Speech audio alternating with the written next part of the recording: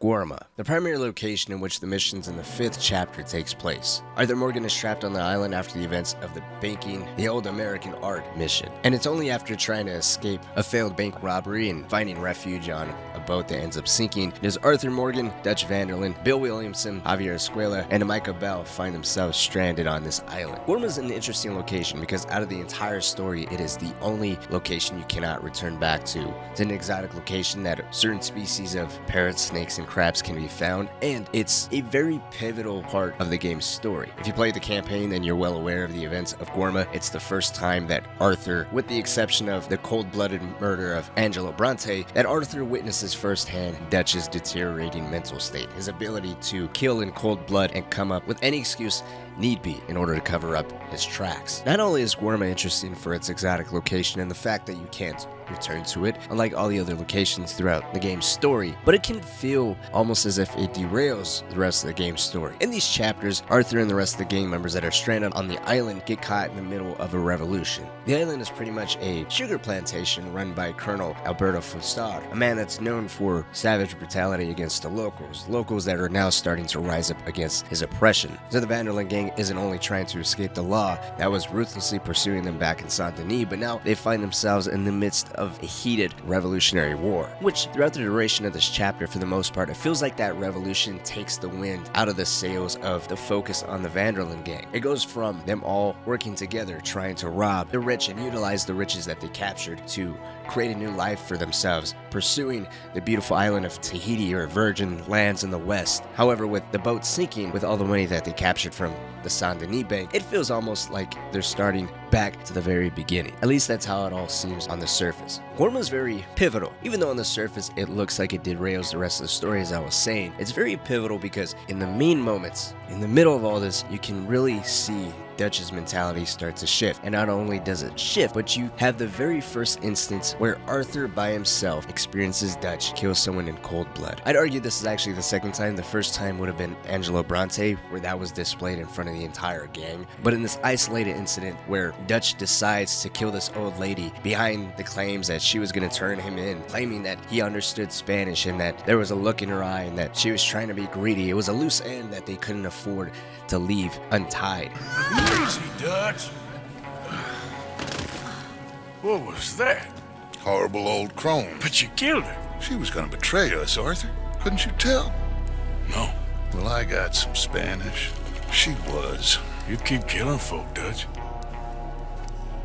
For the first time, Dutch has ever directly been called out by Arthur on senselessly killing a person. You can see the anger and frustration written all over Dutch's face. A man who has carefully crafted a persona of being someone for the people's greater good. The once sensible man in this life of living wild and free, yet still adhering to moral codes separating them from the rest of the angry, savage outlaws that roam these lands, was now starting to look just like the rest of them. While many people have voiced their willingness to have the game completely omit the chapter of Guarma, I myself at some point in time was one of them. I felt Guarma shifted too far away from the rest of the Vanderlyn gang, and while in some ways it's beneficial in the grand scheme of things, Rockstar expanded the world of Red Dead Redemption by showing a tropical island ravaged by slavery and abused by civilized men trying to make a fortune, really making the world a real place and not just settled in the West. The island is beautiful and breathtaking. Yet I'd rather it focus more on the events of the Vanderlyn gang as a whole and not just the isolating few. Instead of Guarma being the next stage in the escape from the failed robbery of the Saint Denis Bank, perhaps they could have retreated further north into Annisburg or completely shift far west into the open wilderness just north of Strawberry. We could have seen members such as Sadie, Charles, the women that aren't given that much screen time, such as Miss Grimshaw, Tilly, or Karen, have a much more direct role in the gang, taking up arms, perhaps giving a much better idea how the entire gang takes up arms in hopes of saving each other and escaping the death grips of the law. Even a better idea of how they all escaped the Blackwater Massacre, leading to the events of Coulter back in the beginning of the game. Either way, there's no doubt a lot of blood would have been shed and maybe more Vanderlyn members would have met a swifter end, catching a bullet from a Pinkerton agent. Maybe Rockstar felt the gang and ultimately the player needed more time to breathe, considering Hosea and Lenny were just killed. Two characters very near and dear to Arthur himself. But whatever the reason, Guarma is a chapter that ultimately needs to happen.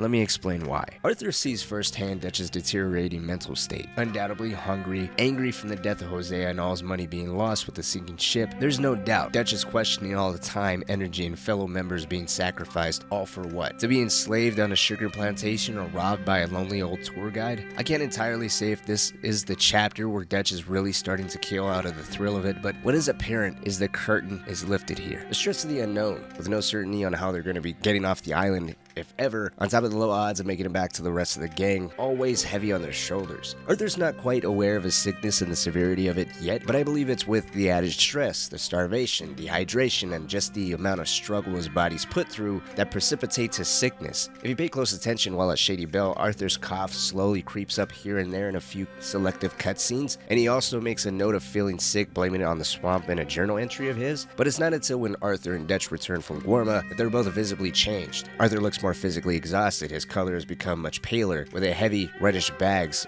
drawing all the attention away from his eyes. His sickness finally manifested in his looks. It's almost as if his body's never recovered from Guarma. When he should have been resting and taking it easy, he's fighting a war that has nothing to do with him. And while fighting this war, he's dealing with hunger, thirst, and grief for watching his own father, Hosea, and younger brother Lenny get murdered in cold blood, all while he just watched. Dutch, on the other hand, appears to be focused from his return from Guarma, not so much on the gang as he once was, but more on his own personal ambition and getting the rest of the gang members to rally behind him. While it may be easy to say, his urgency and pleas to have everyone rally behind him can be seen as a result of returning to the bleak situation of the gang's predicament in light of the co-founder Hosea being deceased and the gang in a completely different area, leaving behind everything yet again in hopes of the Pinkertons being thrown off their trail, only to be worsened by Agent Milton tracking them down thanks to some negligence on Bill's part. There's a lot rapidly going on that pulls the player's attention away, making it easy to miss the one major thing: Dutch's slip from reality. A slip that I believe is first blatantly exhibited in this interaction here. Working it all out. Once and for all, Arthur. What now? We're back, and I'm sitting here, and I am contemplating the great journey of the sun and considering a famous chess move. Those oily enactors of a mediocre justice, the Pinkertons, and their benefactor, the depressing millionaire Leviticus Cornwall, they want us, Arthur. They want us. And they are going to have us. Maybe they ain't the problem. Meaning? I don't know. It's just, well, I can't help but feel we would have been better running off someplace else. But the game ain't over, Arthur. I mean, I ain't played my final move, but I guess I'm more interested in saving lives than winning at chess. and maybe life ain't such a thing to cling on to so tightly. No doubt. What about the women? You sound like Hosea. I miss him. I asked you a question. What do you think? We can't stay here. That much is obvious. Where are we gonna run to? I mean, they chased us from the west. They chased us over the mountains. They ran us into the sea. Arthur, do you have my back? Always, Dutch. But there's more than your back to worry about. We need more money. We've been on the run for months now, and I seen you killing folk in cold blood like you always told me not to. And I'm sorry, but I can't help but think that if we There is country in Roanoke Ridge past Butcher Creek I believe we could hold. Okay. You and Charles, you can take folks up that way. Micah and I need to do some reconnaissance. I ain't got a final plan yet. Arthur, I ain't got it. I just need time. I need time and no traitors. Arthur catches Dutch contemplating on the current situation, angrily claiming the Pinkertons and Leviticus Cornwall want them. He talks of a glorious final chess move. Arthur then rebuttals, claiming it's better to count their losses, think of the women, and just move on. Dutch is visibly upset by this and likens Arthur's sentiment to Hosea. Then he dismisses Arthur, who for the second time directly calls Dutch out and killing in cold blood. Dutch wants nothing more of the truth and ends it by sending Arthur and Charles to clear out some land, claiming they can hold out there. Arthur and Charles are sent away. What Dutch says he and Micah are going to be conducting conducting reconnaissance. Dutch, this entire conversation echoes the mindset of Micah: angry, selfish, vengeful. In hindsight, it appears Dutch purposely sent Arthur and Charles away so he and Micah can work on the quote-unquote future together, with both of them feeding into the greedy, vengeful mentality that the both of them have adopted. Now it's clear as to why he sent Arthur away. Clearly, he was one of the few people that was blatantly calling Dutch out on his wrongdoings, but also it's important to note that besides Dutch, Arthur is the next figure to have the greatest amount of respect among all the Van der Linde members, with Arthur having any kind of opposition towards Dutch in his decision-making,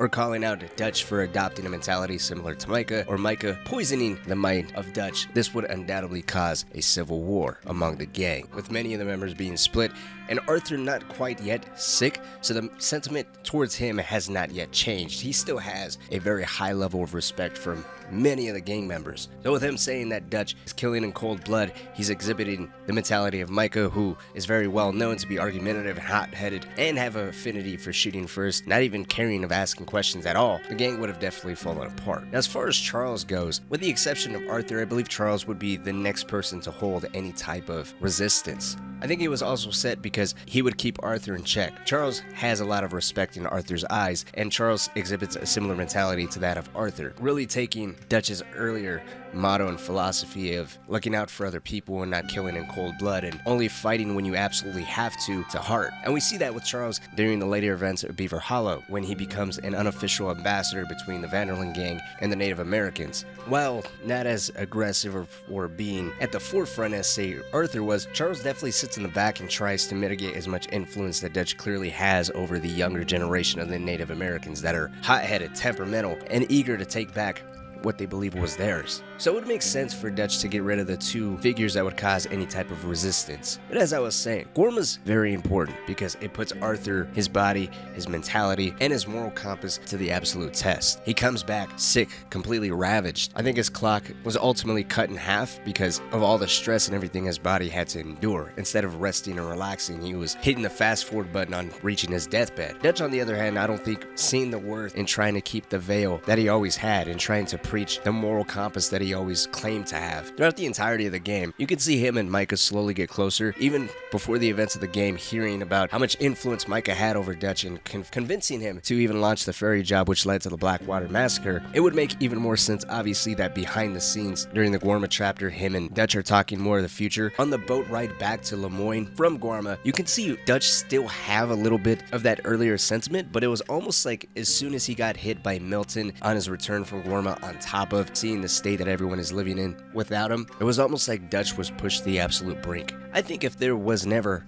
a Guarma chapter, to oversimplify the way Rockstar could have went, they could have went one of three ways. One of it was, instead of having Guarma, they could have had any other instance, whether long or a short period of time, that would have put Arthur's body through the same ordeal to precipitate ultimately his death. I think that'd be the best way if they wanted to continue with having Arthur die on screen. The next one would be, instead of having Arthur die in this game at all, is to completely omit Guarma, and assuming they keep the same ending where Dutch sticks with Micah and John escapes or goes his own way, so to speak, they could add it where Arthur went along with John, essentially protecting Abigail and Jack as being their protector or guardian of some sorts, not exactly living with them, but keeping a very close eye on them. Or they could have had it where Arthur completely went his opposite way and stuck to himself. That wouldn't have been too foreign, considering we see Sadie and Charles do the same thing. Sadie becomes a bounty hunter at the end of the game. Charles is basically doing side hustles in Saint Denis. Or a more interesting take would have been initiating that civil war among the Van der Linde gang, so to speak, where Arthur, not quite yet on his deathbed, as we see once he returns from Guarma, puts his foot down, or maybe even doesn't put his foot down. Instead, he decides to confront Micah or confront Dutch and take matters into his own hands and stop the downward spiral a little prematurely. I think that would have been a little interesting because that would have completely altered the subsequent chapters, primarily Beaver Hollow, where we see Arthur, Sadie, John, and Charles all kind of get a little bit closer, where they start distancing themselves a little bit from Dutch. So completely omitting that chapter, everyone's alliances or positions within the gang would have been completely different. But I'm gonna pass the question on to you. Primarily, do you agree with me? Do you think that that was the main importance or significance of Guarma? If not, what's your position on Guarma? What do you think its main purpose was, if any? And do you think if there wasn't a Guarma, Arthur would have survived to at least the entirety of the gang, to at least the entirety of the game, where there wouldn't have been an epilogue where we played as John? I want to hear from you.